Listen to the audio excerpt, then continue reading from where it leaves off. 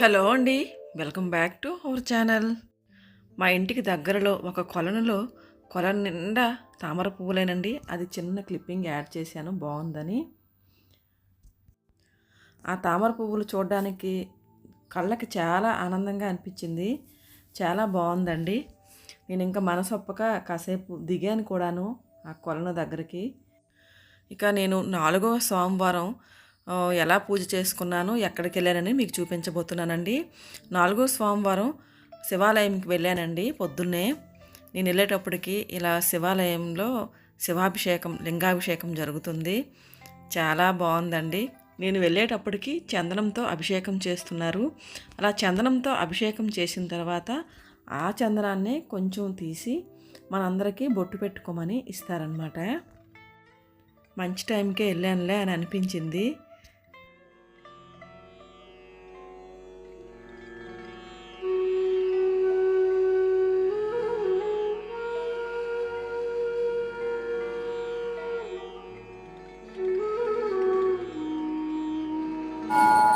ఇక స్వామివారికి అభిషేకం అంతా అయిన తర్వాత చక్కగా ఇలా అలంకరించారు.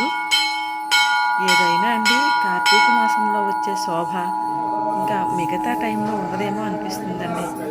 ఉండొచ్చు, కానీ ఇంత ఆధ్యాత్మిక శోభ అయితే కార్తీక మాసంలోనే ఉంటుందని నాకైతే అనిపిస్తుంది. స్వామివారి అలంకరణ చూస్తే అసలు మన 2 కళ్ళు సరిపోవన్నమాట. అంత అందంగా అలంకరించారు.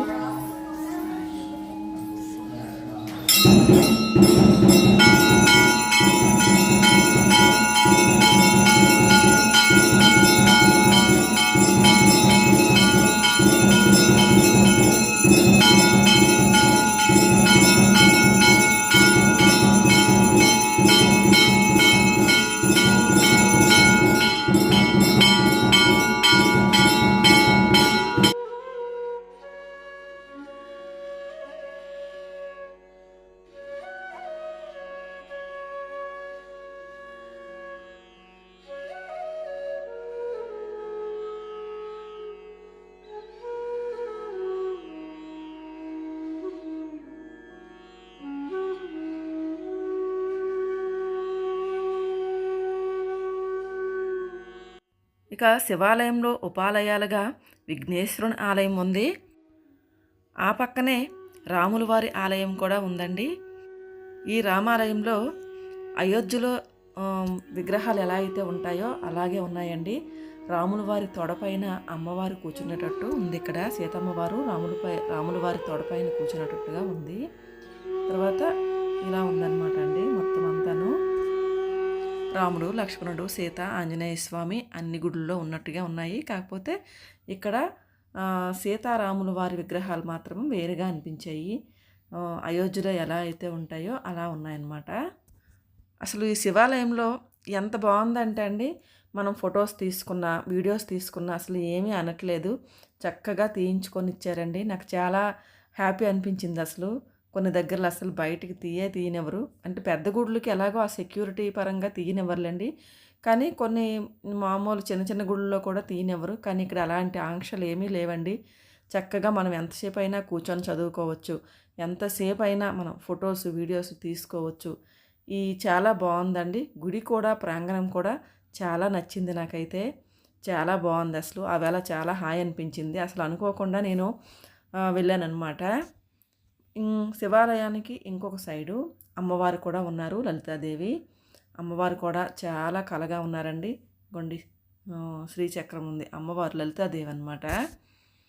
శ్రీచక్రము చాలా కళగా చాలా బాగుందండి. అసలు ఓవరాల్గా చెప్పాలంటే గుడి మెయింటెనెన్స్ అయితే చాలా సూపర్గా ఉందండి. చూడండి, అమ్మవారు చూడడానికి 2 కళ్ళు సరిపోవట్లేదు. ఎంత అందంగా ఉన్నారో అసలు అమ్మవారు. తర్వాత ఇక సాయంత్రం నేను పొద్దున్న కుదరలేదని సాయంత్రం ఇంకా ప్రదోష వేళ ఇంట్లో శివపూజ చేసుకున్నానండి. కార్తీక మాసంలో వచ్చే ఆఖరి సోమవారం కదా అని ఇంకా మనసు ఒప్పలేదు. చక్కగా స్వామివారిని అయితే ఇలాగా పాలాభిషేకం చేసుకున్నాను. పొద్దున్న పూజ చేసుకున్నాను కానండి, అభిషేకం చేయలేదు. అందుకే ఇంకా సాయంత్రం అభిషేకం అయితే చేసుకున్నాను. ప్రదోష వేళ శివునికి పూజ చేస్తే చాలా మంచిదని చెప్తారు కదా అని ఇంకా నేనైతే వచ్చిన అవకాశాన్ని చేజార్చుకోనించుకోలేదు. చక్కగా వినియోగించుకున్నాననమాట. నాకు భగవంతుడు ఆ అవకాశం ఇచ్చాడని నేను ఫీల్ అయ్యాను.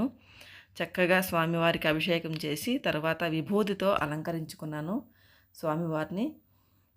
ఇంకా అమ్మవార్ల దగ్గర అన్ని దగ్గరలా పొద్దున్న పెట్టిన పువ్వులు అన్నీ తీసేస్తానండి సాయంత్రం. నాకెందుకో అంత మంచిగా అనిపించదు. తర్వాత ఇంకా స్వామివారికి కొబ్బరికాయ కొట్టి కొబ్బరి దీపం వెలిగించుకుందామని చెప్పేసి ఇంక ఇక్కడ కొబ్బరికాయ కొట్టి ఒక కొబ్బరి చిప్పలో నెయ్యి అన్నీ పోసుకొని ఇలా చక్కగా దీపం వెలిగించుకొని స్వామివారికి మంగళహారతి అయితే సమర్పించుకున్నాను. పూజ అంతా అయిన తర్వాత ఇంకా అక్కడే అలాగా కూర్చొని కాసేపు దారిద్ర దహన శివస్తోత్రం ఉంటుంది చూడండి, ఆ స్తోత్రాన్ని అయితే చదువుకున్నాను. మనకున్న దారిద్ర్యాలని దుఃఖాల్ని నాశనం చేసే స్తోత్రం అండి.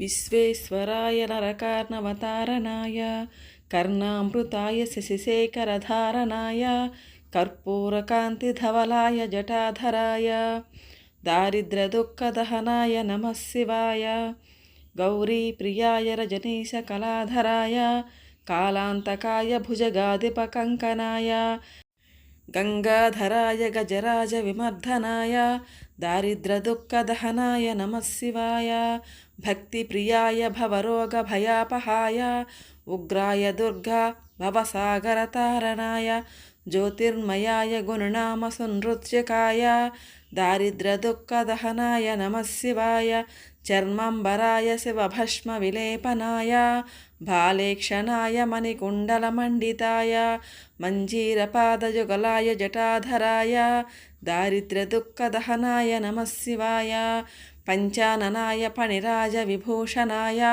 హేమాంసుకాయ భువనత్రయమండితాయ ఆనందభూమి వరదాయ తమోమయాయ దారిద్ర్యదుఃఖదహనాయ నమః శివాయ భానుప్రియాయ భవసాగరతారణాయ కాలాంతకాయ కమలాసన పూజితాయ నేత్రత్రయాయ శుభలక్షణలక్షితాయ దారిద్ర్యదుఃఖదహనాయ నమః శివాయ రామప్రియాయ రఘునాథవరప్రదాయ నాగప్రియాయ నరకార్ణవతారణాయ పుణ్యేషు పుణ్యభరితాయ సురార్చితాయ దారిద్ర్యదుఃఖదహనాయ నమః శివాయ ముక్తేశ్వరాయ ఫలదాయ గణేశ్వరాయ గీతప్రియాయ వృషభేశ్వర వాహనాయ మాతంగచర్మవసనాయ మహేశ్వరాయ దారిద్ర్యదుఃఖదహనాయ నమః శివాయ వశిష్ఠేన కృతం స్తోత్రం సర్వరోగనివారణం సర్వసంపత్కరం శీఘ్రం పుత్రపౌత్రాధివర్ధనం.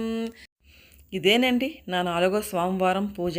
నచ్చితే లైక్ చేయండి, షేర్ చేయండి, సబ్స్క్రైబ్ చేసుకోండి.